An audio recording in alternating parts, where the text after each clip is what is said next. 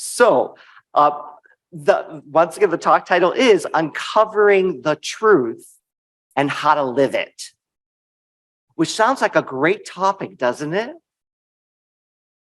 Until you ask yourself, what in the world is the truth?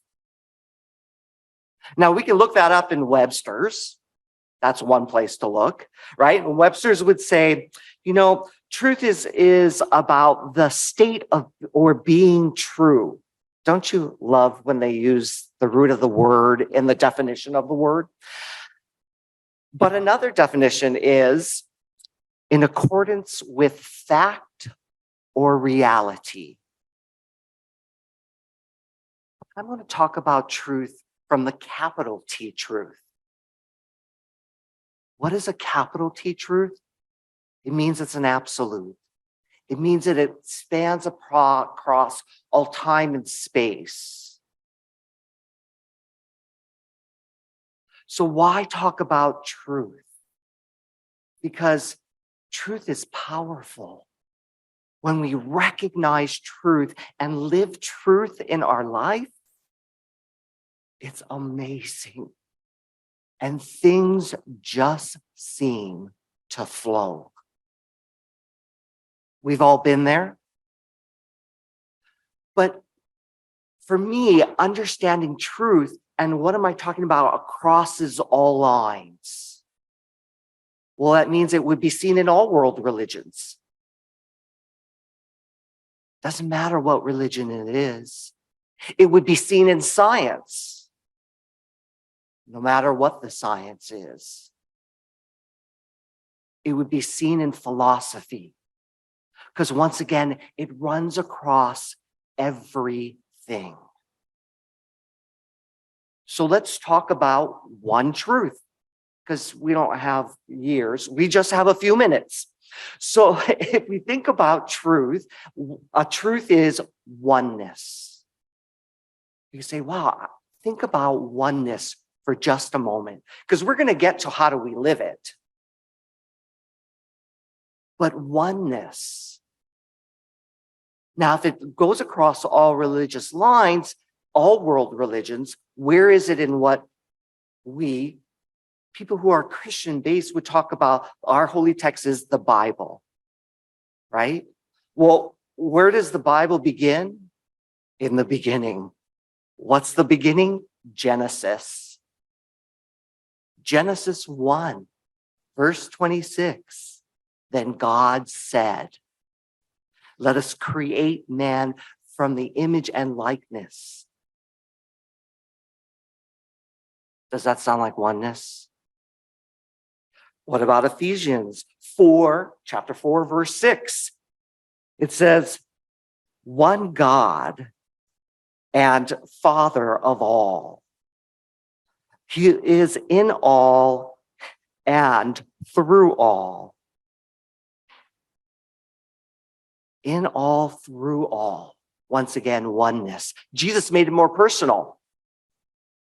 Right? In John, he says, I and the Father are one.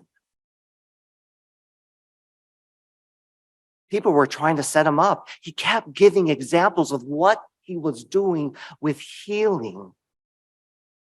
It wasn't him that was doing the work. It was allowing the presence of the divine to move through in and as him and to work that out through him.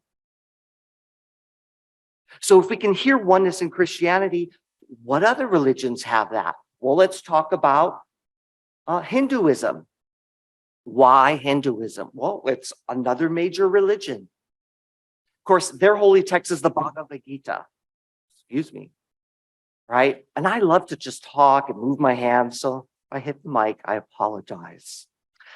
But the Bhagavad Gita, there's a place for which Krishna, who is really an incarnation of Brahma, because people think of Hinduism as having all of these deities, but yet there is one God. There's a oneness in God, which is Brahma, from which all the other deities fall into place. So Krishna, being an incarnate of that one life, says to Arjuna, who is about to go into a great battle of war, And he says, I'm here to tell you the highest secret. You know what it is. It's that the soul, the Atman, is connected to Brahma, the all that is. Another major religion, we could talk about Muslims, right? Their holy text, the Quran. Why are we looking at this? We're trying to see a place for which truth exists within everything. So the Quran actually has something known as Tawheed. What is Tawheed? It's the knowledge and awareness that we are connected to God. Before we were even born and incarnated, we had that secret that was incarnated within us. I can take a look at Native American traditions and their understanding of being incorporated back into the Mother, Father, God, creator of all that is, of the cosmos. In Hawaiian, their spirituality also talked about oneness. We've all heard the word aloha. But do we know what that means? People use it in different ways. It could be a greeting, but it's a recognition of who you truly are. Now, today's time, it would be a little scary to do this, but the Hawaiians used to put their heads next to each other and they would breathe together. And even say aloha, meaning the breath, recognizing the connection of who we are with everything. And so if I think to myself, wow, I can see how oneness works in all world religions. Does it exist in science? Absolutely. How would science say? Science would say everything is energy. Everything. Everything is energy. Now, making up all matter. But if we break it down to atoms and subatomic particles, we get energy. So you are energy. Your phone that you're carrying, the computer that you may be using online is energy. It's all connected. Oneness. So how about philosophy? Let's look there too. You know, there's a 13th century poet that I love because he was also known as a mystic and really a philosopher. His name was Rumi. And I loved what he said in one of his poems, which was, "You are not a drop in the ocean. You are the entire ocean in a drop." Sound like oneness? So we say to ourselves, wow, I can see where this works out and I can see the line. But now, how do we live this? Well, I'm going to tell you a personal story because I think it's important. Hopefully you can still hear me as I walk around. I'm already getting kind of like, let's talk. But here's a personal story for me. For those of you who don't know, I also do a form of improvisational theater called playback. That's not really important, but what we do is we take people's real life stories and we recreate them on stage. Why? Because it builds connection. It begins for us to realize that pain is pain, no matter what the circumstances around it, and joy is joy, no matter what the circumstances are around it. But we're human. We have that in common. So here's a story of how this worked. In our rehearsals, what we do is we use our own stories because we're not in a performance where we're taking the audience stories, we're using our own stories. So we had a member at the time, I'm going to call him Brian, who came in and was looking very fine to rehearsal. You know what I mean? That's like new pair of pants, new shirt. They had everything going on. And you could tell he felt different. So he told his story and we were going to recreate it. But the exercise was before, what's going on in our mind as he's telling the story? Because that's important. Am I recognizing a connection or am I recognizing something else? So as he's telling the story that he was leaving work from downtown Seattle, walking up to Capitol Hill, he walks by this store. And the store would just open at that time. It was Old Navy, I believe. And he said that this person said, oh, would you like a scratch? And he did one of these. You know, he didn't even listen to her, just kept walking by. Before he ended and left the outside of the store, walking on the street, somebody else said, would you like to do a scratch card? You could win $1,000. He's like, $1,000? So he scratches off the card. He wins $1,000. But now here's the thing. He has to spend it all in less than an hour before the store closes. So he's going, wow. Now he's grabbing everything he can. He's got his nice jacket, nice shirt, nice pants. He's got, whoa, everything's going. He spends $1,000 before going home with several packages.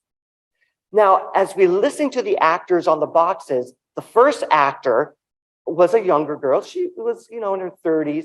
And she said about what she was experiencing as she was listening to the story is, I can't believe you want something.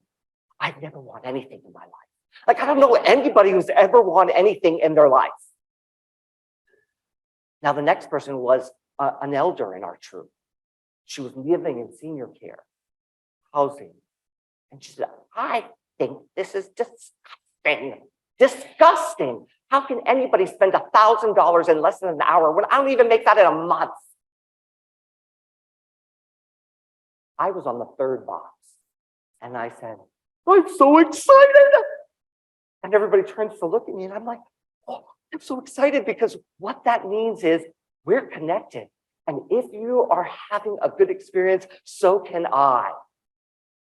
Known as borrowing faith.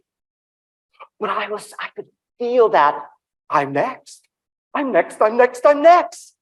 And I just knew and believed so deeply that the 1,000 was coming to me. Now, after rehearsal, one of the troop members said, oh, what are you doing now?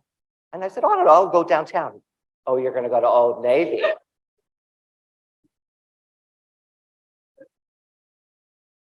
I'm like, yeah, why not? He's like, I'll come with you. So he followed me along. I walked into the store because nobody was on the outside. And I said, excuse me, are you folks still doing the scratch card game? And they said, oh, no, we finished that a couple of days ago. Oh, okay, thank you. And now I'm walking out and my friend says, are you disappointed? I said, no, why would I be? He goes, you didn't get the $1,000. I said, oh, if it's not coming from here, it's coming from somewhere else. The next day I went to work. And sure enough, I had a boss when I worked in dentistry who was waving this white envelope with a clear window, which I could see very well was a check. And as she's explaining to me, well, I tried really hard. You know, I try to do my own payment of everybody, but I wanted to give you an exact amount, but I couldn't give you an exact amount. So there's some changes, some difference. I just want you to know why it looks kind of weird. I'm thinking to myself, give me the check. I'm like, patiently, grab a hold of it, opened it up. It was $1,001.26. I got interest.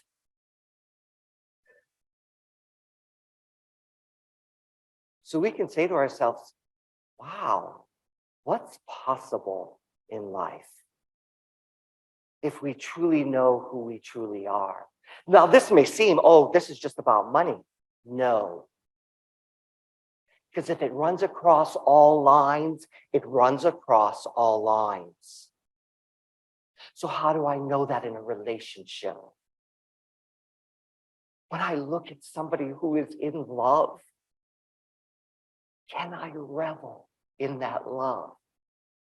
Or do I do the opposite of oneness, which is separation? And it always happens to those people. I'm too old, I'll never find love in my life. Or do I say, I see that love and I experience it, I know it. I recognize a greater love that's available to me right here and now, and I can be a part of it. So what are the steps? Because I could say, well, here's some ideas. Because let's face it, there are many paths up to the mountain. Which one do you decide to choose? So I like to make things an acronym because it's a helpful way for me to remember it. So the acronym is REAL, R-E-A-L. What's R? It's recognition. It's recognizing the absolute truth in everything. It's recognizing that God is all there is. And when I know that, then I can go into what? Seeing it in everything and everyone, E. What's a way to practice realization? How about meditation? So often life is about do. You just have an offer here about a meditation class. Why not be able to sit in the revelation of knowing who we are beyond our body? How about recognizing the people who are ill and sick and know that that is only a physical manifestation? I can see through them and see the presence of God, which is whole, perfect, and complete. And I can hold that for them instead of holding what some diagnosis was. Because what I know to be true is no doctor can diagnose your soul. It's as whole and perfect as the day you were born. That never changes. What's the A? It's to affirm it. Why? Over and over and over again. You know, scientific studies have said that there are about 60 to 80,000 thoughts in the human mind in a day. 60 to 80,000 thoughts in a day. Do you know how often they found the percentage of that amount was negative? 80%. Repeating over and over these thoughts that don't help me or anybody else around me.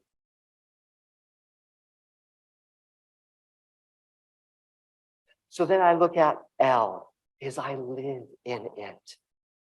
How do I live in it? Can I talk to my husband like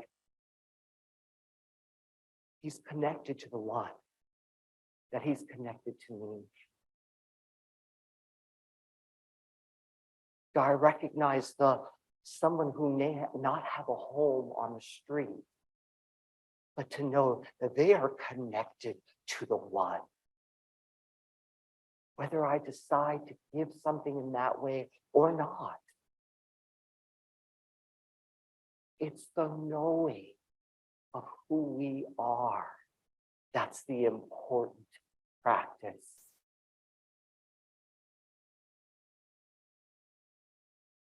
So where are we left? We've looked at oneness. We've looked at a place of how do we live it. I can't tell you how to apply it in your life, but I know that the one within you can.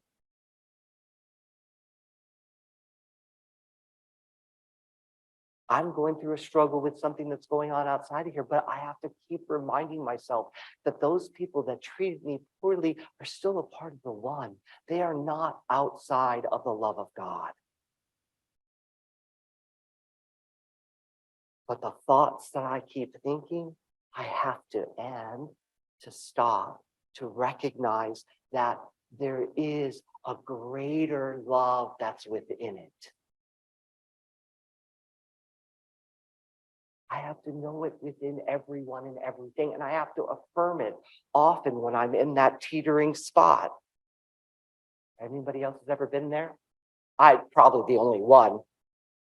But when I'm in that place, how do I recognize that spirit is within everything? How do I know that it's within everyone and everything? How do I affirm that? How do I counteract this 80% of thoughts that tend to be looping that aren't serving me or anyone else? And then how do I live it? So with that, I say amen.